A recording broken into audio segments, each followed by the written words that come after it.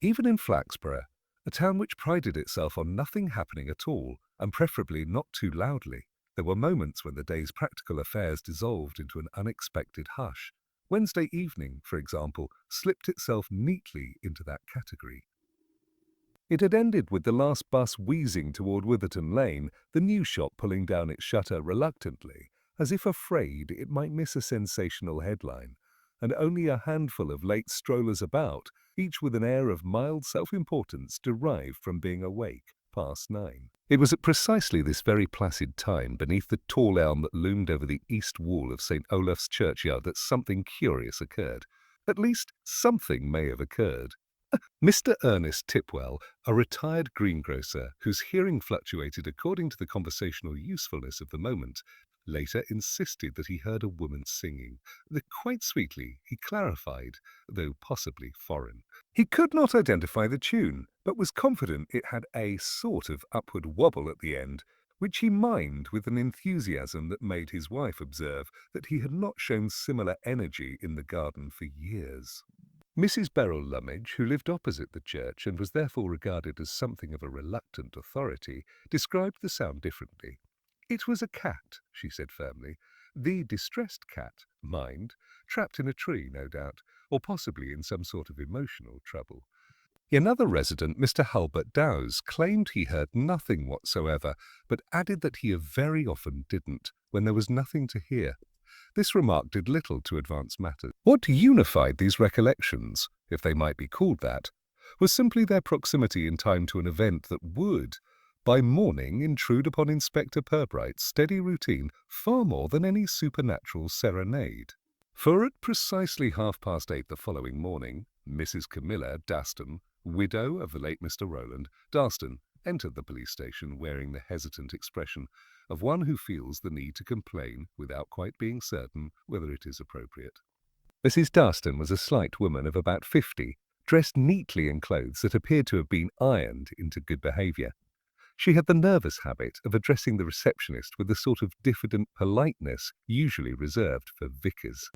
"Oh, sorry to trouble anyone," she began, "but I believe something may be missing from my husband's effects." Purbright, who had emerged from his office at that moment with a mug of tea and the quiet hope that he might drink it before anything requiring paperwork occurred, acknowledged her with a small bow of the head, a gesture that always made her feel she was intruding upon an unexpectedly refined household.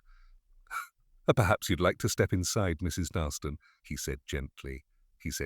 Inside his office, she perched on the edge of the chair with the posture of someone expecting to be asked for a confession. "It's a little thing," she said, "hardly important, but I thought I should mention it." Purbright waited, watching her hands twist the strap of her handbag as though it were an uncooperative worm. "It's a notebook," she said at last. "My husband kept several, of course. Small ones where he wrote down things he had to remember. But this one is missing." It was brown leather, rather worn. It had personal notes, private promises he'd made to certain people, or at least that's what he called them. Her voice trembled slightly, not from grief but discomfort. "Personal promises?" Purbright repeated, politely encouraging elaboration. "Yes." She cleared her throat. He liked to keep track of matters of helpfulness, things he had agreed to do for people. Favours owed, you know. It gave him a sense of purpose, he said. Purbright nodded. He had known Mr. Daston in that distant professional way one knew many Flaxborough citizens. Vaguely trustworthy, faintly officious, and quietly convinced that his moral compass required regular public admiration. "Did he ever mislay notebooks?" Purbright asked. "And never," she replied with immediate certainty.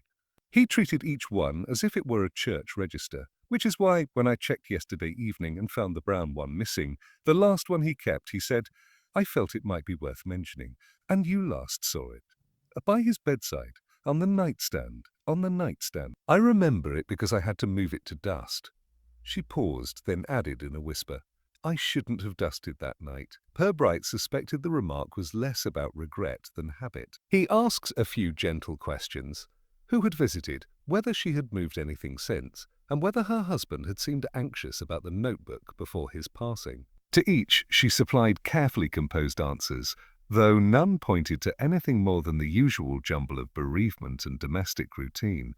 Yet something about her mention of her personal promises had lodged a small burr in Purbright's mind. Not large, not painful, merely noticeable. When Mrs. Darston had gone, Purbright stood by the window overlooking the modest bustle of Market Street. A single phrase hovered in his thoughts. Private promises. Behind him, Sergeant Malley entered with a hesitant knock. "Sir," Malley said, "a bit of odd talk in town this morning. People say there was singing by the church last night." Purbright turned slightly. "Singing? Well, that's one version. Another says wailing. And Mrs. Lummidge says a cat." Purbright smiled faintly. "Reliable sources, all." Malley shrugged. Purbright set down his empty mug. "Make a note, Sergeant. Just in case. Something about last night may prove relevant." He did not explain further. For beyond the elm, beyond the dusk, beyond even the trivia of a missing notebook, something subtle had begun to stir. Something that wove the town's past into its present with the lightest, most troublesome thread of all. Memory, especially the kind that several people preferred, would stay forgotten. By mid-morning, the matter of the mysterious singing beneath the elm had swollen into an altogether more dramatic affair in the minds of several Flaxborough residents. What had started as a faint, possibly imaginary evening sound was now touring the town with the confidence of a seasoned performer, altering its key, rhythm, and moral significance depending on who repeated it. The first firm embellishment came from Mr. Tipwell, who informed the patrons of Baxter's Tea Rooms that the melody had been a decisively operatic and could only have been produced by someone with a continental training. When gently reminded by his wife that he had once confused Mendelssohn with a malfunctioning lawnmower, he conceded only that the singer might have been a moderately talented Englishwoman imitating operatic tradition. Across town, the news took a different shape. Mrs. Lummidge, pleased to be consulted repeatedly, described the sound as a lament, the sort you'd expect from a heartbroken woman wandering the moors. That there were no moors within 20 miles of Flaxborough did not trouble her audience. One listener even suggested it might have been the spirit of a tragic soprano from the 19th century, which Mrs. Lummidge accepted after a moment's reflection. The choir mistress of St. Olaf's, Miss Marcy of Peebling, heard the gossip by elevenses and promptly added a professional critique. If it was singing, she declared to anyone within range, the phrasing must have been quite poor. Otherwise, someone would have recognized it. I suspect a novice attempting a hymn in the wrong key. Possibly 2 keys. Her remark impressed several parishioners who had not realized that hymns had keys at all. In the police station, however, the matter was taken rather less theatrically. Sergeant Malley, returning from his morning rounds, knocked lightly on Purbright's door as if afraid the sound itself might invite further gossip. "Sir," he began, "seems half the town's decided it was a banshee last night." Purbright looked up from his tidy desk. "Ooh, banshee, sir. Or a lonely soprano. Or a cat that studied music. Depends who you ask." Purbright gave a thoughtful nod. "And no one reports actually seeing a singer?" "No, sir. Only that they've remembered things they didn't hear at the time." Purbright smiled faintly. "A human recollection is a flexible instrument, Malley, like a concertina handled by someone enthusiastic rather than skilled." Malley did not attempt a reply. Purbright's attention drifted momentarily to the small notebook he kept for his own observations, far more modest than Mr. Darston's collection, and kept without any pride in its appearance. He turned a page and wrote a brief line, "Singing, or perception of singing, shortly before widow's report of missing notebook." He did not underline it. He rarely underlined anything, unless it troubled him deeply. Mrs. Camilla Darston returned to her home on Fernwell Crescent, only to find that her doorstep had already seen more curious feet than usual. One neighbour, Mrs. Crupp, made a gentle but unmistakably intrusive inquiry about whether Camilla had slept well, which was quickly followed by 2 veiled questions about estranged noises in the night. When the widow politely admitted she had heard nothing herself, Mrs. Crupp's disappointment was palpable. People are saying, Mrs. Crupp confided with relish, that it might have been some poor soul mourning. Right by the churchyard, you know, terribly symbolic. A symbolic of what? Asked Mrs. Daston, who disliked symbolism unless it appeared on a condolence card. "Oh, well, just symbolic in general." The widow thanked her and retreated indoors, closing the door with a firmness that was not quite rudeness but made its intention clear.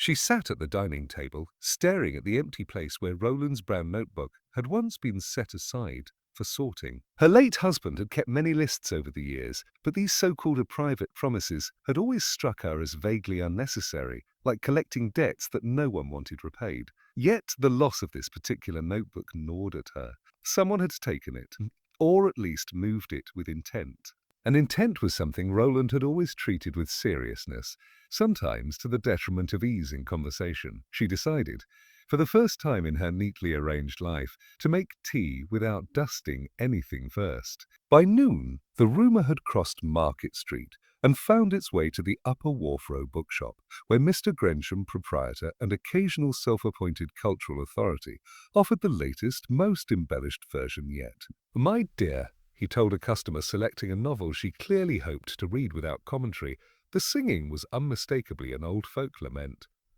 "These things have historical patterning, you see. Very old, very haunting, related to medieval mourning rituals. Perhaps even linked to the Darston family history." The customer blinked, but Mrs. Darston is from Lincoln. Grensham waved a dismissive hand. Regional variations? It was around this time that Purbright stepped quietly into the shop. His entrance, as always, produced only mild surprise. Inspector Purbright seldom arrived anywhere noisily. "Morning, Mr. Grensham," he said. The bookseller straightened as though welcoming a visiting scholar. "Inspector, come to pursue cultural clues, no doubt." Purbright looked mildly amused. "Nothing quite so dramatic. I was passing by and wondered whether anyone had reported unusual activity near the church last night." "Indeed, indeed," Grensham exclaimed. "A woman's voice, a lament of the old tradition. And you heard this yourself?" Purbright asked gently. "He will, not directly. But I heard an accurate account from Mrs. Lummidge, who possesses excellent instincts." Purbright nodded politely, though he had his own assessment of Mrs. Lummidge's instincts, most of which hovered suspiciously near the realm of melodrama. "Did you know Mr. Roland Darston?" Purbright asked, as if merely passing the time. Grensham hesitated. "Rather. Somewhat. He purchased a guide to medieval taxation from me last year. Said it helped him understand civic bonds. Oddly enthusiastic, that one. Oddly you never exchanged correspondence." "Oh, correspondence? No, Inspector. Certainly not." Grensham's tone held just a shade too much certainty. Purbright thanked him and left the shop with the same unhurried step. Outside, light drizzle had begun, softening the outlines of the church spire and blurring the elm's proud upper branches. Purbright paused by the wall, noticing nothing unusual at first glance. Yet the atmosphere felt unsettled, like a room recently vacated by someone who had left in a hurry. He did not assign meaning to that sensation yet. Instead, he returned to the station where Sergeant Malley was sorting papers with the weary look of a man who suspected none of them would resolve themselves. "Malley," Purbright said, removing his hat, "it may be worthwhile to learn who among the townspeople had reason to visit the churchyard last night. Quietly, if you please." Because of the singing, sir." Because of the timing," Purbright replied. "And timing, as you know, tends to be less cooperative than people imagine." Malley nodded and scribbled a note. As Purbright settled at his desk, he contemplated the weaving of the day's rumours. They were messy, contradictory, human. Somewhere in the cluttered fabric of gossip lay a thread that was not woven by imagination. It simply had not revealed itself clearly, yet. And as he turned to a fresh page in his notebook, Purbright allowed himself one small private thought. Someone was indeed beneath the elm last night. And whatever they were doing, they would prefer no one knew. By the following morning, the rain had washed the town clean of its previous day's gossip, though not of the curiosity that had begun to cling gently to the matter of the singing and the missing notebook. Blacksborough's residents were nothing if not enthusiastic, archivists of other people's affairs, and soon the name of the late Roland Darston reappeared in conversation with the faint reverence usually reserved for mildly troublesome saints. Inspector Purbright, however, approached the matter with his usual calm restraint.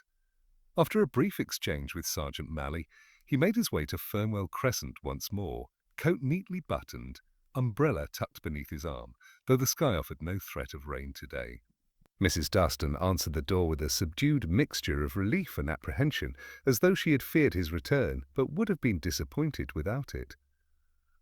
"I hope this isn't inconvenient," Purbright said with his customary softness.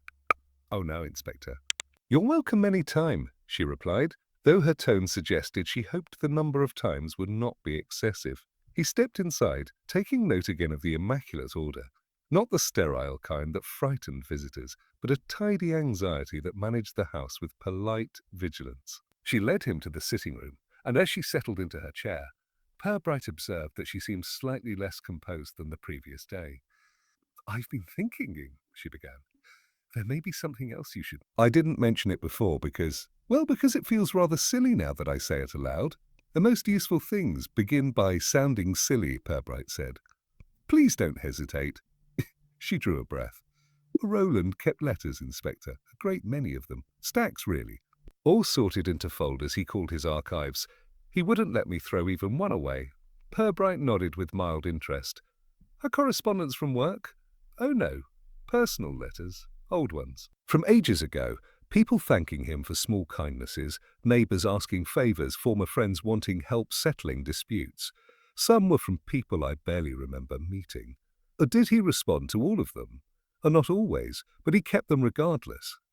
He said it reminded him of unfinished obligations, though I never understood what he meant.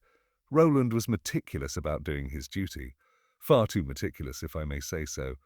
Purbright offered a sympathetic tilt of the head. "Would it be possible to see these letters?"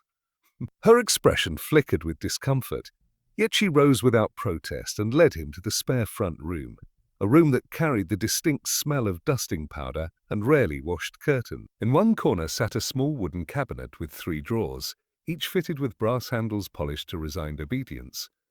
"He kept them all in here," she said, opening the top drawer with care. Purbright looked inside. Hundreds of envelopes lay in gently collapsing rows, some crisp, some yellowed, many with meticulous annotations on the corners. Dates, names, brief descriptions of requests fulfilled or unfulfilled. He picked one up carefully. "This is from Mr. Grensham," he noted quietly. Mrs. Darston nodded. "Letter about a civic lecture, asking Roland to help him with research." Roland was delighted, of course. He loved initiatives. Purbright eased the envelope back into place and examined the other drawers. There were letters from councillors, choir members, tradespeople, and several he recognized only vaguely by surname, all preserved with the solemnity of historical documents. "They're harmless, I suppose," she murmured, though her voice betrayed an uncertainty she could not disguise. "The people's words," Purbright said, closing the drawer gently, "are rarely harmless, even when intended so." She gave him a frail smile. "What troubles me most," she added, "is that the brown notebook contained a sort of summary. Roland used it to tally everything, who had asked what, who still expected something of him, who might be waiting to call in a favour one day. He said it was important to remember what people believe they are owed." Purbright absorbed the remark in silence. Mrs. Daston, sensing she had ventured deeper into confession than intended, folded her hands in her lap as if to prevent further indiscretions from escaping. "And you're quite certain it was the only item missing?" he asked. "Yes, I checked everything else twice." "Has anyone visited since his passing?" "Just Mrs. Krupp, but she only brought scones." Purbright refrained from commenting on Mrs. Krupp's capacity to carry out visits of culinary intent while collecting information of a markedly different nature. After a few more gentle questions, he thanked Mrs. Darston and stepped outside. The morning light fell faintly across the quiet street, giving even the hedges a reflective air. Purbright paused at the gate, breathing in the cool air and considering the odd picture forming from such modest pieces.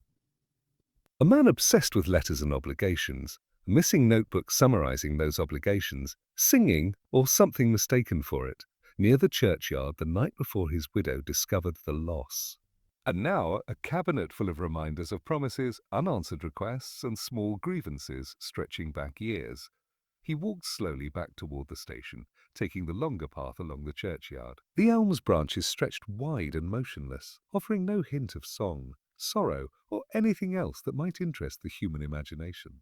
Yet Purbright lingered there a moment longer than necessary, observing the shaded patch beneath the trunk where the grass seemed slightly pressed, as though visited recently. Nothing about the scene was overtly suspicious, yet nothing permitted complete dismissal either. The town, for its part, had resumed its usual rhythm, shop doors opening, Bicycles coasting past, the smell of early baking drifting from the high street.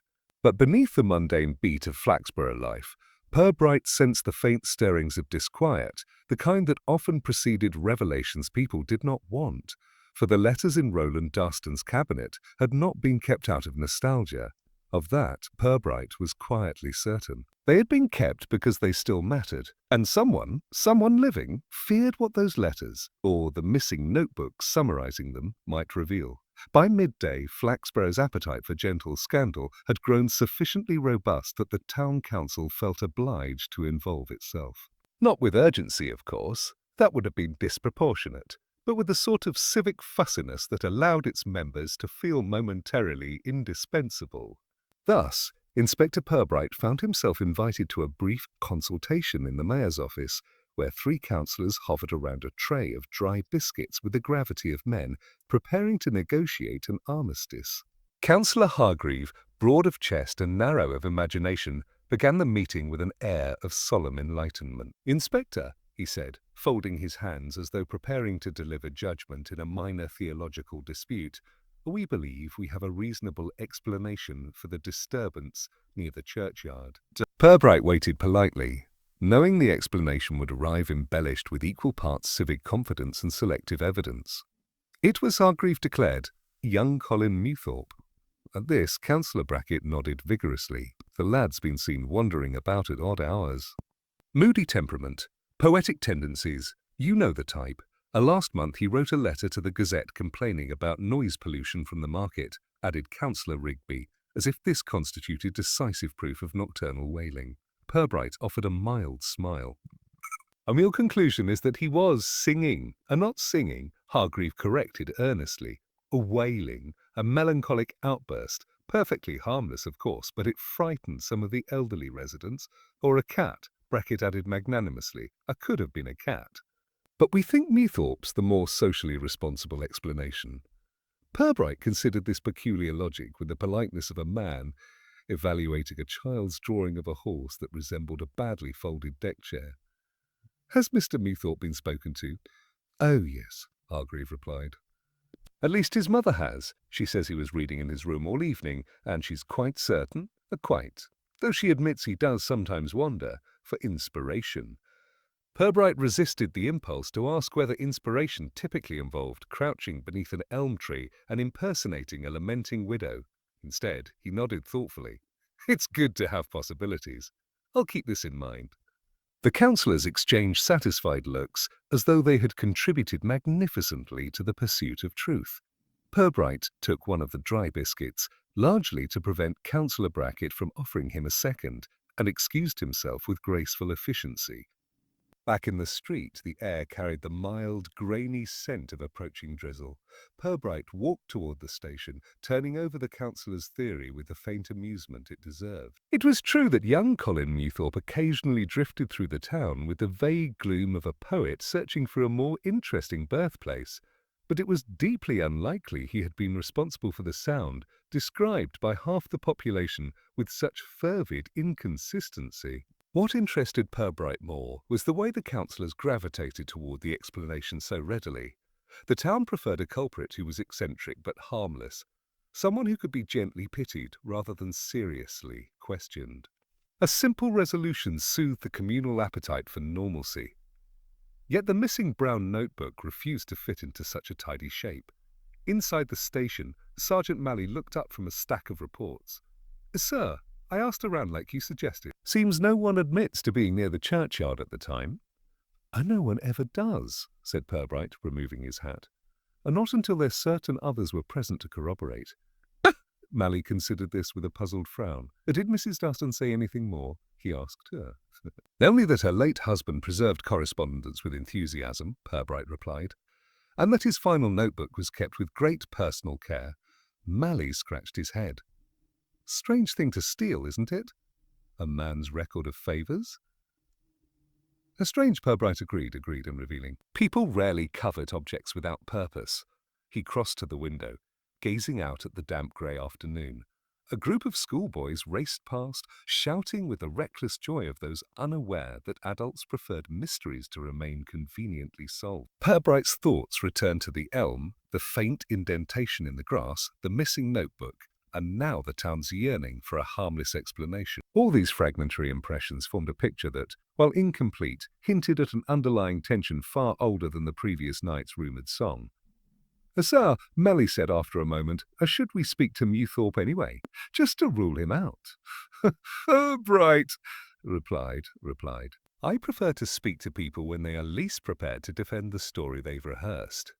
Mally nodded, though his bemusement suggested he would never quite grasp Purbright's fondness for timing. Later that afternoon, as Purbright walked through the churchyard, he noticed Mrs. Lummidge standing near the gate, addressing a cluster of parish volunteers with grave authority. Her voice carried enough to reach him as he approached. "We told the inspector myself," she proclaimed, though she most certainly had not, "that the singing came from someone deeply troubled. The way it rose and fell, oh, quite unmistakable." That it was, agreed a volunteer who had been nowhere near the churchyard the previous night, but seemed eager to participate in the evolution of the tale. Purbright offered a polite nod as he passed. Mrs. Lummidge greeted him with the serene self-importance of someone confident in her contribution to public order. "Inspector," she said, "I do hope you're narrowing down the possibilities." "I'm doing my best," Purbright replied. Good. Because I've been thinking, it might not have been a living person at all. Indeed, it might have been a presence, something lingering, something with unfinished business." Purbright maintained a perfectly straight expression. "Well, Flaxborough has never lacked for unfinished business." Mrs. Lummidge considered this as though it were a profound spiritual endorsement. Leaving them to their imaginings, Purbright moved toward the elm again. A few dry leaves skittered across the ground, disturbed by a faint breeze. The grass beneath the branches still bore the faint disturbance he'd noticed before. Not a footprint, but the subtle signs of someone having stood or knelt there with purpose. It was not the behaviour of a wandering poet seeking inspiration, nor of a cat. Purbright crouched slightly, brushing his fingers against the flattened grass. No ash, no footprints, no cigarette ends. Whoever had been there had left almost nothing behind except the quiet impression of intention. The comforting theory offered by the council had indeed soothed the town's nerves.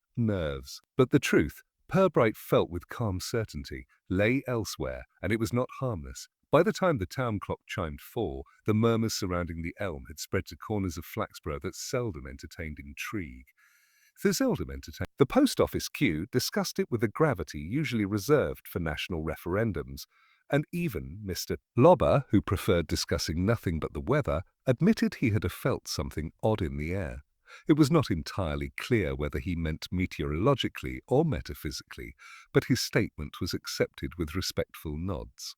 Inspector Purbright, meanwhile, found himself drawn into conversations he had not precisely sought. The first came courtesy of Miss Marcia Peebling, the choir mistress, who intercepted him by the church railings with the determined delicacy of someone accustomed to guiding timid sopranos. "Buzz Spectre," she called, adjusting the strap of her music satchel.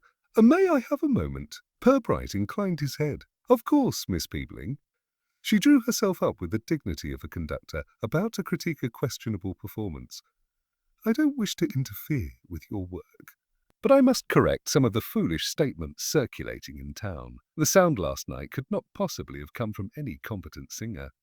Purbright suppressed a smile. "An interesting conclusion. I say this with professional certainty. A lament, yes, but executed with no clear sense of breathing or placement.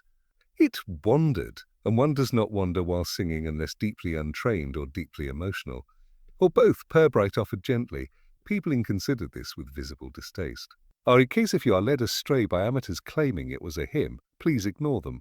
I assure you, no hymn is written with that sort of phrasing." She stepped closer, lowering her voice. "And I must add, Roland Darston once volunteered to assist the choir with administrative tasks."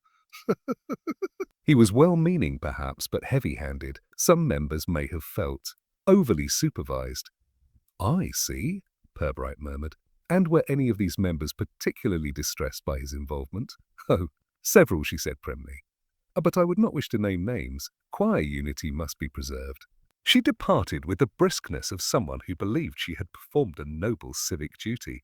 Purbright watched her go, reflecting that Miss Peebling's version of unity likely involved carefully curated dissent. He resumed his walk, but was intercepted again, this time by Mr. Kellever, proprietor of Kellever's Books and Stationery, whose loyalties fluctuated between literature and local theatrics. He moved with anxious purpose, waving one hand as though shooing away invisible critics. "Inspector!" "A word, if you would." Purbright paused. "Yes, Mr. Kellever, it has come to my attention," Kellever began, lowering his voice to a conspiratorial whisper. "That Grensham, that pompous antiquarian, is telling people he recognized the tune. Preposterous, utterly preposterous, utterly preposterous. He couldn't recognize God Save the Queen unless the title was printed above the staff." Purbright raised an eyebrow. "Then you believe he's mistaken?" "Mistaken. Inspector, he's making it up. Entirely. To impress the women who browse the local history shelves. And frankly, it's irresponsible. Suggesting something ancient or tragic was sung invites hysteria." "Hysteria?" Culliver said with a huff. "And besides, Roland Darston once threatened to report Grensham for overcharging on a set of hymnals. I would not put it past the man to stir up melodrama out of spite." Purbright considered this. "Did you know Mr. Darston well?" Kellever's face shifted into a polite grimace. "Well enough. He was a conscientious man, but dreadfully persistent. Always asking questions. Always writing notes. You couldn't tell him anything without wondering where it would end up. He leaned closer. He kept letters, you know. Old ones. So I've heard.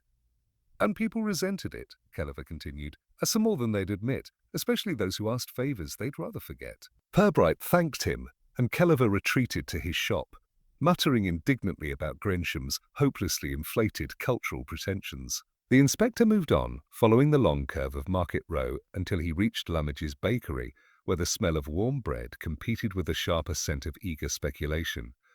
Mrs. Lummidge's nephew, Peter, stood behind the counter, looking harassed. "Afternoon, Inspector," he said, sliding a tray of buns onto the cooling rack. "Before you ask, I didn't hear any singing. I was kneading dough. The only tune I heard was the mixer complaining." "I came for no accusation," Purbright replied gently. "Only curiosity. Did you know Mr. Darston?" Peter grimaced. Everyone knew him. He once wrote me a letter, hand-delivered, because I'd forgotten to return his umbrella during a rainstorm. An umbrella I didn't even remember borrowing. And did he follow up? Oh yes, 3 times. He was polite, of course, but you could tell he kept track of these things like a sort of moral accountant. Purbright allowed a thoughtful pause. "And did anyone dislike him strongly?" Peter hesitated. "Well, the choir, the council, the bookshop crowd. Mrs. Happleton from the parish office. Mr. Denley from the allotments. Actually," he frowned, "quite a few. Did any have cause for resentment? Plenty." Peter lowered his voice, glancing at customers as though they might steal his words. "Roland kept every conversation, every promise, every argument. He said people needed reminding who they were supposed to be." "And did he ever remind them?" "Oh yes," Peter said grimly. "Usually, when they least wanted it." His expression softened. "I liked the old man, though. He meant well. He just never understood that most people prefer their better selves left unexamined." Purbright thanked him and stepped back onto the street, where the last light of afternoon washed the buildings in a soft, dusty gold. A mild breeze stirred, carrying with it hints of the elm's dry leaves, and something faintly metallic, perhaps from the church's rain gutter. The inspector turned toward the churchyard, following a path worn by yesterday's curiosity. As he approached the elm once more, he noticed someone else already there. Mrs. Happleton, the parish secretary, stooped slightly, peering at the base of the trunk as though searching for a misfiled document.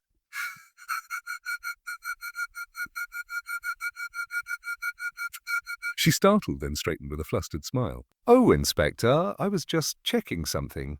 "What sort of something?" Her lips thinned. Achy memory, perhaps. "Roland Darston once accused me of misplacing a parish record. I hadn't, of course, but he insisted on bringing it up every time I saw him." "That troubles you still?" "Troubles me." She gave a brittle laugh. "No, Inspector. I simply prefer not to be judged by a man who thought every dust mote was evidence." She fussed at her handbag, then added, almost grudgingly, "People say the singing last night had a pleading sound, as if someone were trying to be heard." Purbright watched her closely. Do you believe that? Oh, she said after a long pause, that some voices linger longer than others. With that cryptic remark, she walked away briskly, leaving him alone beneath the elm. Purbright stood very still, listening to the faint rustle of branches. In the quiet, a subtle understanding edged its way into his thoughts. These were not random accounts, nor merely gossip. Each person carried a fragment of irritation, of fear, of old obligations, woven into their recollection of the late Mr. Darston. And beneath their voices, he sensed another presence entirely, the kind of grievance that does not die when its keeper does. A grievance someone might have sung for, or against. The next morning arrived with a quiet, colourless sky that settled over Flaxborough like a soft warning. The town had not yet shed its fascination with the previous night's gossip, and the elm, once an unremarkable fixture of the churchyard, now held the same magnetic pull as an unguarded secret. Even before the shops had fully opened, a few early walkers paused near it with the casual inconspicuousness of people hoping to witness, or perhaps imagine, something peculiar. Inspector Purbright reached the churchyard shortly after 8, following a faint instinct rather than any formal schedule. The ground still held the dampness of a light overnight rain, and when he stepped beneath the elm, the air carried a subtle chill. It wasn't until he glanced downward, habitually, almost idly, that he noticed a small piece of paper snagged against a root. He crouched, careful not to disturb the soil more than necessary, and lifted it, a scrap of sheet music, torn along the left margin as though ripped from a larger page. The ink was slightly smudged, but still legible, notes resting on the stave like small, uneasy footprints. The melody was simple, almost hesitant, but what drew his attention more than the notes themselves was the faint handwriting along the side, a single line of cramped script, perhaps once part of an annotation. It was not Mr. Darston's writing. Purbright knew that immediately. He had seen enough of the late man's neat, almost ceremonious penmanship among the letters in the cabinet. This script was sharper, more hurried, the kind of handwriting produced when the writer is burdened by urgency rather than tidiness. Purbright folded the fragment carefully into his notebook, though he did not yet know what it signified. He stood again, scanning the ground.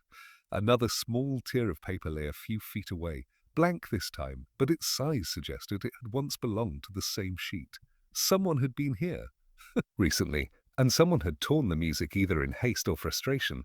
The quiet around the elm felt newly attentive. Even the breeze seemed to hold its breath. Purbright stepped back, observing not just the ground, but the shape of the space itself. The grass still bore the subtle signs of visitation, but today they were clearer, gentle compressions, a disrupted patch of moss, a faint scuff on the bark. None of these suggested trespass exactly, they suggested purpose. Someone had either dropped the music unintentionally or had attempted, unsuccessfully, to conceal it. He stood for several long seconds, letting the scene offer what it wished. A faint voice startled him, Mrs. Lummidge, making her way toward the gate with a basket of Sunday school supplies.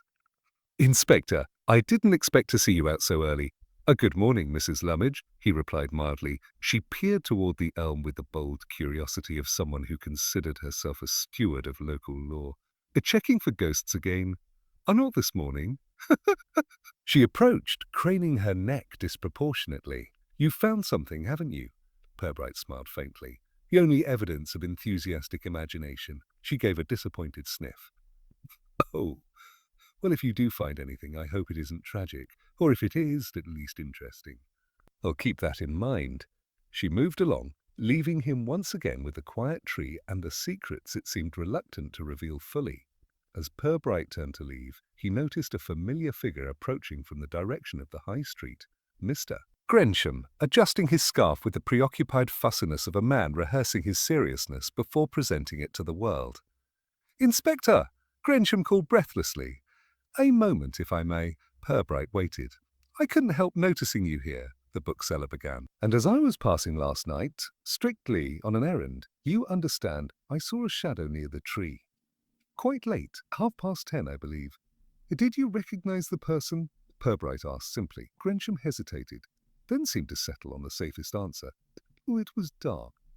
Could have been anyone. Or perhaps no one. Shadows play tricks on one's eyes. Yet it was real enough for you to recount it. Well, yes. I thought it best to mention. Civic responsibility and all. Purbright nodded, though he detected the faint tremor of self-protection beneath Grensham's tone. Did you hear anything? No, but I felt something. He pressed a hand to his chest with mild drama. A stillness. Purbright thanked him, and Grensham hurried off, relief steaming from him like warmth off a cooling pot. Back at the station, Purbright placed the torn sheet music on his desk. Sergeant Malley entered soon after with a stack of memos and the expression of a man bracing for the unexpected. "A fine something, sir?" Malley asked. "Perhaps," Purbright replied. Take a look." Malley examined the scrap. "It looks like choir music. Maybe something for the Sunday service." Possibly, but the handwriting doesn't match Mr. Darstan's.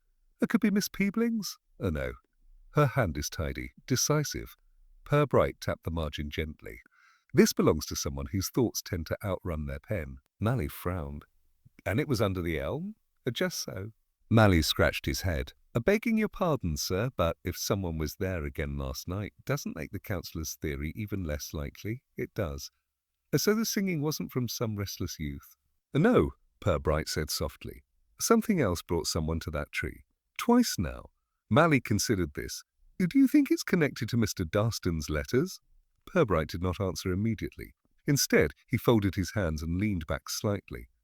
"People often revisit places associated with their burdens," he said at last, "or with secrets they fear may soon surface." Malley blinked. "So someone's afraid?" "Someone," Purbright agreed quietly, "is very afraid indeed." He did not say of what, not yet. But as he looked at the torn sheet, its ragged edge like the aftermath of a hurried decision, he felt the investigation shift subtly in his hands. The elm had been a witness, and now it had begun reluctantly to speak. Evening settled over Flaxborough with the kind of unhurried gentleness that made the town appear older and more introspective than it truly was. Lamps clicked on in measured sequence, windows glowed with the soft certainty of routine, and the streets emptied at a pace that suggested nothing pressing had ever occurred within their boundaries. It was in this atmosphere of quiet inevitability that Inspector Purbright made his way home, the torn sheet of music resting in his pocket with the discreet insistence of something that wished to be noticed without becoming conspicuous. He brewed himself a modest supper, bread, cheese, and a stew that smelled comfortingly familiar even if it lacked ambition, and settled by the small dining table that overlooked his garden. Outside, the last of the day's light clung stubbornly to the tops of the hedges, softening their outlines. Purbright ate slowly, not from fatigue but from that careful deliberation he applied to most things: meals, conversations, deductions. As he finished and cleared the table, his mind returned to the elm, the torn music, and the hurried handwriting. He placed the fragment on the small sideboard, smoothing its creases with an absent hand. Something troubled him about the neatness of the notes contrasted with the frantic margin. A melody conceived calmly, but annotated nervously. A curious combination, and not one he associated with the late Mr. Darstan. He pondered this contradiction as he washed his dishes. The steam fogged his glasses, softening the world into shapeless light. Through the blur, his thoughts drifted to those who might handle music with urgency. "Miss Peebling? Miss Peebling?" No, her every movement was too precise, her sense of artistic propriety far too rigid to tear sheet music as though escaping a mistake. The choir members? Some were anxious enough, no doubt, but none struck him as likely to linger beneath an elm tree at night with incomplete pages. He dried his hands, poured himself a cup of tea, and took a seat in his sitting room. The modest clock on the mantel ticked with its usual modest conviction. Outside, a dog barked somewhere in the distance, followed by the faint clatter of a late cyclist coasting home. Purbright opened his notebook and wrote a few lines, not conclusions. He seldom trusted conclusions this early, but impressions. The town's reaction to the initial incident had spiraled quickly from curiosity to superstition to convenient theory. Now, with the appearance of sheet music, new voices were emerging, each carrying their particular shade of irritation or memory connected to the late Mr. Darstan. It was that connection, he felt, that mattered more than the music itself. He leaned back in his chair, letting the notebook rest on his lap. People, in Purbright's experience, rarely reacted to the past with consistency. Most preferred their previous dealings to fade into gentle obscurity unless the recollection advantaged them. But Roland Dustin had not permitted that luxury. He had preserved every slight, every favour, every promise. A human ledger kept quietly for years. And now that ledger, its last volume missing, might well have inspired someone to revisit a place tied to regret. Purbright took a sip of tea, allowing the warmth to settle the edges of his thoughts. Human motives, he reflected, were less linear than they appeared.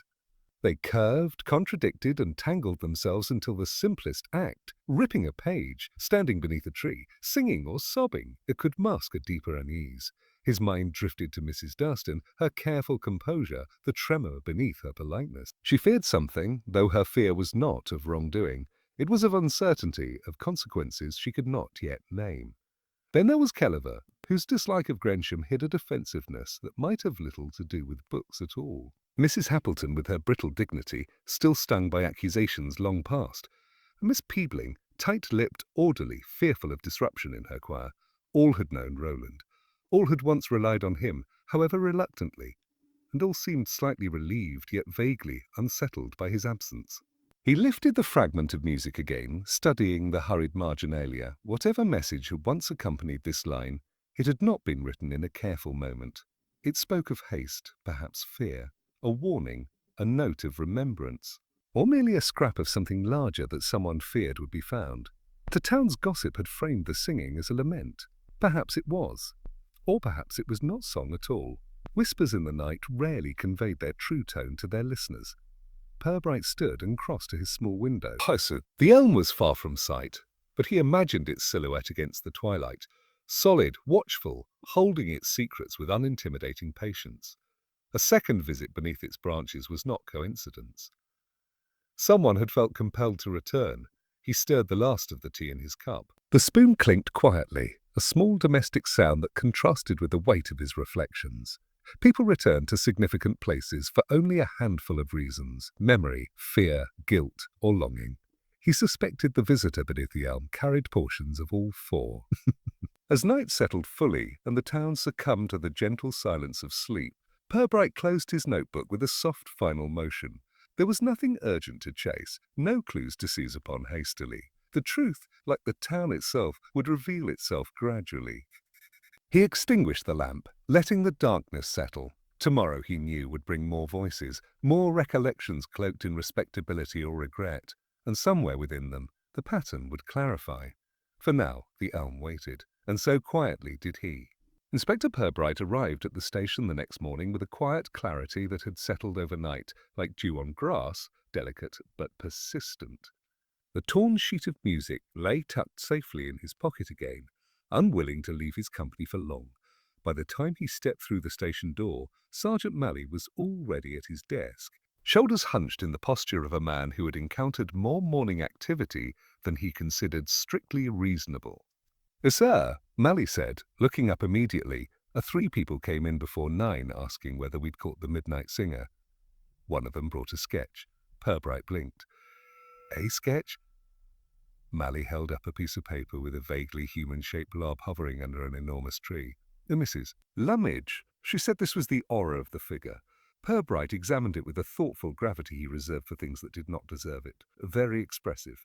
"Yes, sir. Hard to argue with the details." "Quite." He placed the drawing on the corner of Malley's desk, and with that quiet gesture, returned his attention to the matters that truly required thought. "Malley," he said after a moment, "I'd like to speak to a few people today. Individually. No formal summons, just quiet conversation." Those who knew Mr. Dustin well enough to remember him clearly. Malley nodded, though the phrasing seemed to trouble him. "Any particular order?" "Sir, let's begin with Miss Peebling."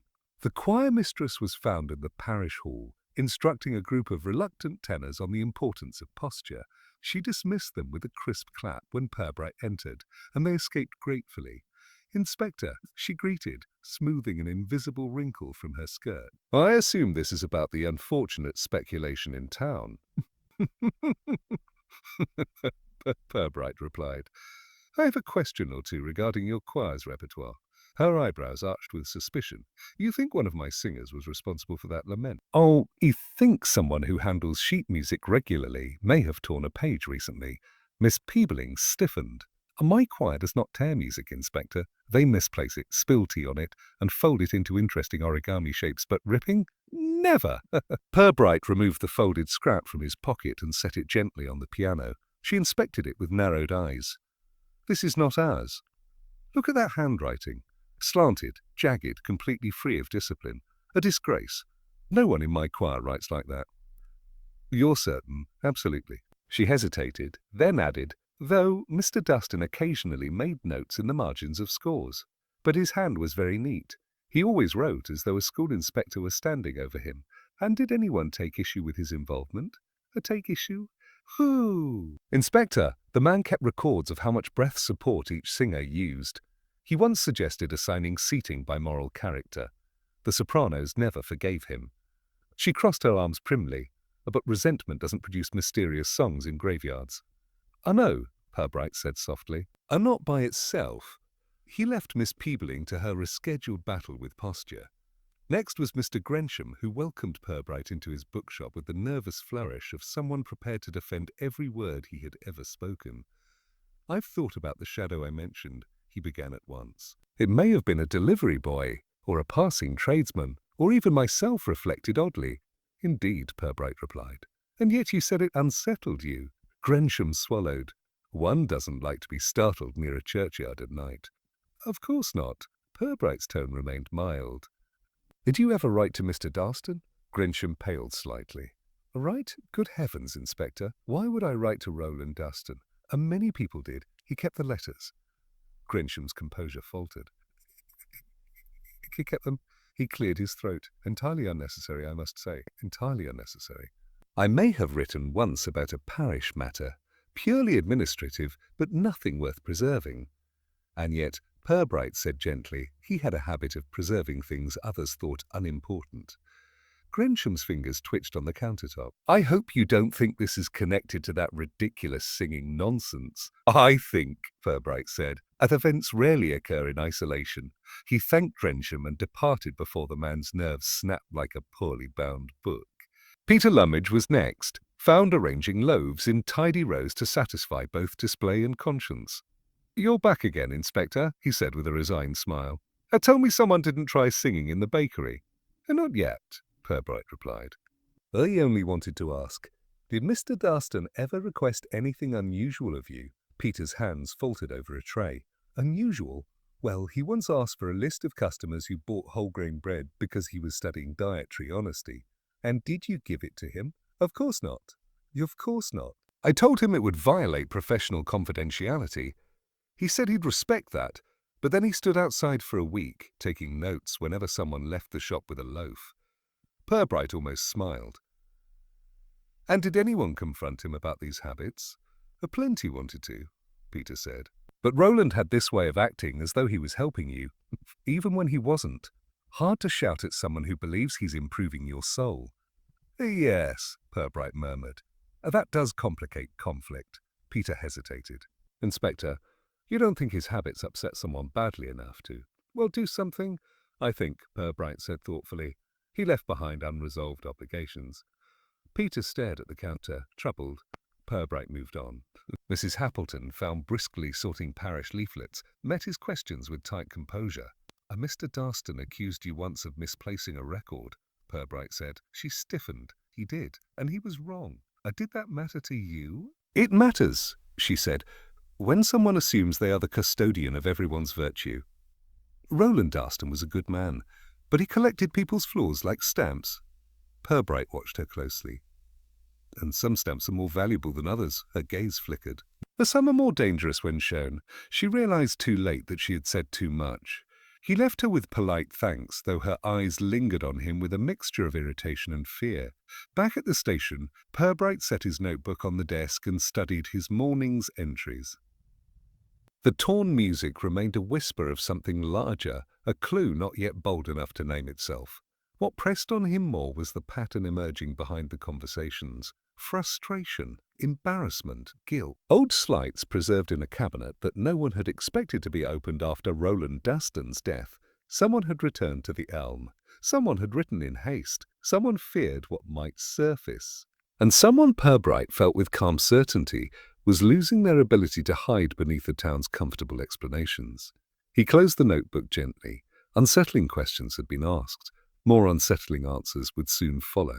Late afternoon lights slanted across St. Olaf's churchyard, turning the grass into long strips of fading gold.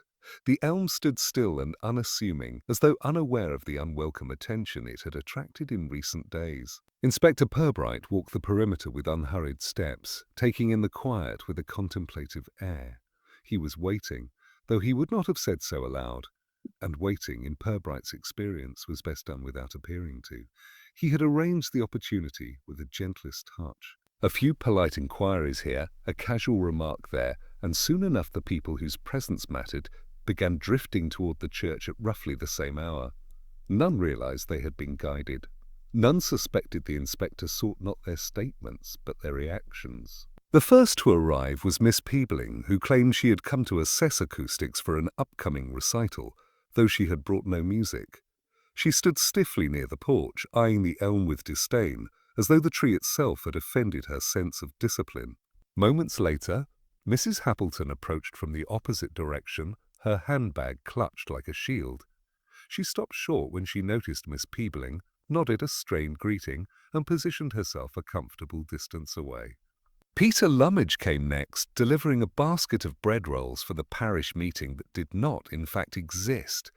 He carried the basket with the expression of someone who suspected he had been tricked into extra work, but lacked evidence to articulate it. And finally, trailing behind them with theatrical reluctance, Mr. Grensham appeared.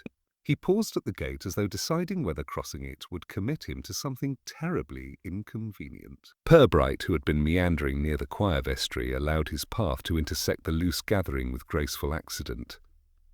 "Good afternoon," he said warmly, addressing them all at once. His tone was disarming in the way a soft breeze disarms a candle.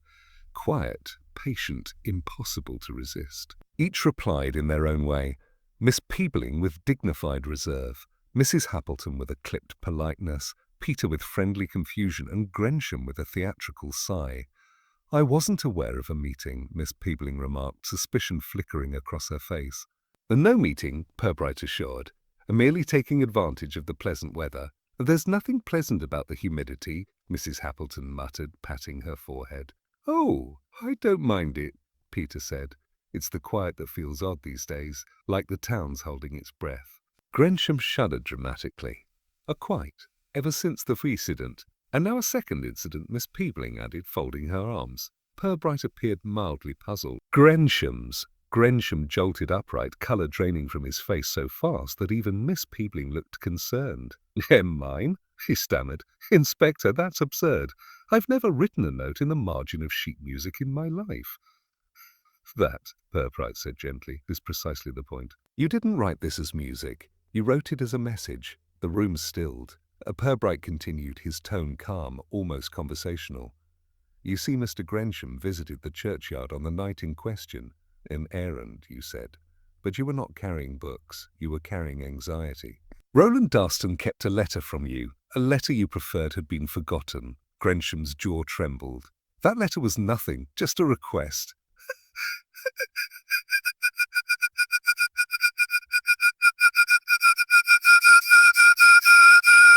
Harmless enough, perhaps. Embarrassing, certainly. And Roland, ever the archivist, kept your letter and noted it. Peter looked shocked. Mrs. Happleton closed her eyes briefly as though bracing for a blow. Purbright continued, his voice as soft as a sermon. "After Roland's death, you went to his widow to offer condolences. You were kind to her, but you also noticed cabinet of letters, and you realized he had kept everything, including your mistake." Grensham's composure crumbled. "I wasn't stealing. I only wanted to destroy the one record. Just that one, before someone misunderstood." "Of course," Purbright said, a very human impulse. Miss Peebling stared at Grensham with a mixture of indignation and fascination. Peter simply looked wounded by the discovery, Purbright went on. You knew Mrs. Dustin was fragile. You waited, and then the night before she noticed the notebook missing, you went to the churchyard. To gather your courage, perhaps, to rehearse what you meant to say. You carried with you a torn page of music. You'd picked it up from the parish hall earlier that day, meaning to write a reminder on it, or simply the nearest piece of paper. I didn't mean for anyone to hear me, Grensham whispered. I wasn't singing. It was only talking aloud, pooping aloud. Repeating what I'd say if she asked me why I was visiting her. A sort of practice. A nervous practice, Purbright said. It can sound like a lament. Peter's eyes widened. Mrs. Happleton's lips parted in the faintest gasp. Purbright lifted the torn scrap. You wrote one line on this, a name. The name of someone you feared would see the letter before you could reach it. He folded the fragment carefully. You tore away the important part. But you dropped this piece in your hurry when someone walked past on the street. Grensham bowed his head into his hands. I never meant harm. I only wanted to stop an old mistake from being revived. And the notebook? Miss Peebling demanded. Purbright's tone softened again. He didn't take it. 3 heads turned sharply toward Grensham, but Purbright raised a hand. He didn't take it, he repeated, but he intended to. And someone else, someone who had confronted Roll in the past, found it first. Someone who saw it as a threat. Someone who removed it days before Grensham ever searched for it. Mrs. Happleton's breath caught in her throat. Inspector, not now, Purbright said quietly. This is not the moment for accusations. He stood smoothing the music fragment between his fingers. The truth is simple. There was no sinister singing, no spectre beneath the elm. Only a frightened man rehearsing a confession he never made. A man haunted not by guilt of crime, but by guilt of error. Grensham sobbed quietly into his scarf. Purbright placed a gentle hand on his shoulder. Roland Darston kept many secrets, but he harmed no one, and neither have you. Miss Peebling exhaled sharply, her expression easing from outrage to reluctant sympathy. Peter nodded slowly, as though adjusting to a new version of events. Mrs. Happleton stared at the floor, silently wrestling with something Purbright would address later. For now, he said, let us put to rest the notion of a mysterious singer. What happened was human, entirely human. No one spoke. Purbright folded the scrap once more and slipped it into his pocket. In now, he said gently. Let us step back into the ordinary world. They filed out quietly. Purbright remained a moment longer, gazing at the empty chairs and the door they had passed through. The tension had eased. The mystery had revealed its shape. But a final detail, one small deliberate absence, still waited for its own moment. That, he knew, would come soon. Flaxborough recovered from disturbances much as an old cat recovers from being nudged off a favourite chair, slowly with mild annoyance, and ultimately by pretending nothing had happened at all. Within 2 days, the talk of singing beneath the elm had softened into something more like a shared embarrassment. Those who had sworn the voice was spectral now claimed they had been misquoted. Others insisted they had only repeated what someone else said. The town's memory, so sharp when gossip fed it, dulled conveniently when faced with correction. The elm itself returned to anonymity, shedding leaves with the quiet dignity of a tree that had hosted more excitement than it cared for. Children resumed kicking a football dangerously near its roots. Elderly passers-by once again used its shade as an excuse to rest and complain about the weather. Even Mrs. Lummidge stopped gesturing dramatically toward it during her morning rounds, though she retained a faint air of having once known it at its most dramatic. Inspector Purbright observed these shifts with mild satisfaction. It pleased him when the town restored its equilibrium, not by erasing events, but by absorbing them into its natural rhythm. His work at its best aimed not to unsettle Flaxborough, but to allow it to continue ambling forward with its usual blend of courtesy and quiet absurdity. He visited Mrs. Darston one final time. She greeted him with subdued warmth, though her eyes carried a lingering weariness. "Oh, wanted to tell you," Purbright said gently, "that the person who removed your husband's notebook returned it." Her hands clasped together. "Returned it? Where?" "In your garden shed, wrapped in a plastic bag behind the lawn feed." He offered a faint smile. "The place few people would search unless they needed to mow." She lowered herself into a chair. "I don't understand." The person who feared what was inside grew frightened of keeping it. Fear often softens after a few days, especially when built on imagined dangers. Returning it quietly felt safer than risking discovery. And this person? Purbright's tone remained calm, are no longer troubled, and no threat to you. She nodded slowly, though she seemed unsure whether she felt relief or bewilderment. After a moment she said, Roland never meant to unsettle anyone. He only wanted to help. I believe that, Purbright replied, but good intentions can cast long shadows when mixed with thorough record-keeping. She gave a soft, rueful smile at that, a smile with more truth than humour. When Purbright left her home, he paused by the gate, glancing back at the window where she stood watching him go. There was peace in her expression, or something close to it. Enough at least to let her continue, enough to let her grieve without intrigue whispering at her door.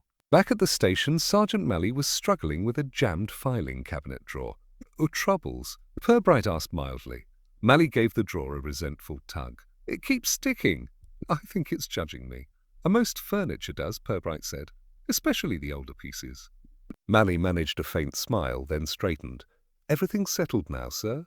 As much as anything ever settles, Purbright replied. People will move on. Malley nodded. The town seems quieter today. Yes. It often does after people have imagined something dramatic. They shared a brief look of shared understanding, the comfortable silence that followed confirming the balance had been restored. Later, Purbright walked home through the market square. The usual late afternoon sounds drifted around him, the clatter of a crate, the murmur of shoppers, the distant bark of Mr. Fenn's excitable terrier. Ordinary sounds, healthy ones, nothing like the strained hush that had hung over the town only days before. He passed Kellever's bookshop, where the proprietor pretended not to notice him, red-faced but behaving with an exaggerated professionalism that suggested he hoped the matter of the torn music would fade into legend rather than memory.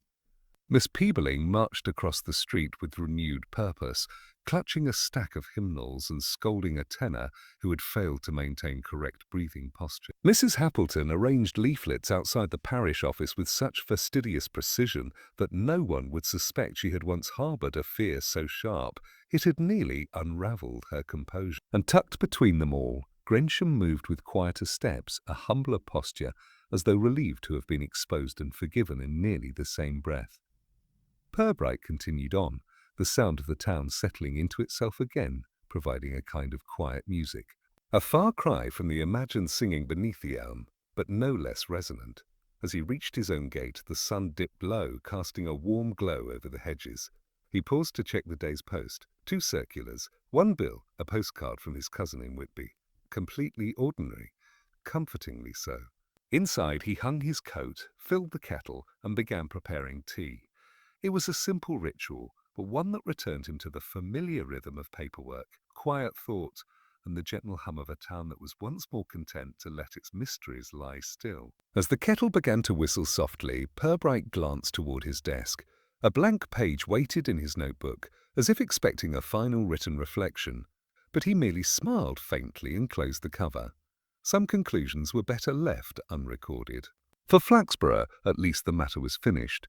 And so, with the same quiet composure he brought to every end of a case, Inspector Purbright sat down, lifted his cup, and let the evening settle around him like a well-worn coat.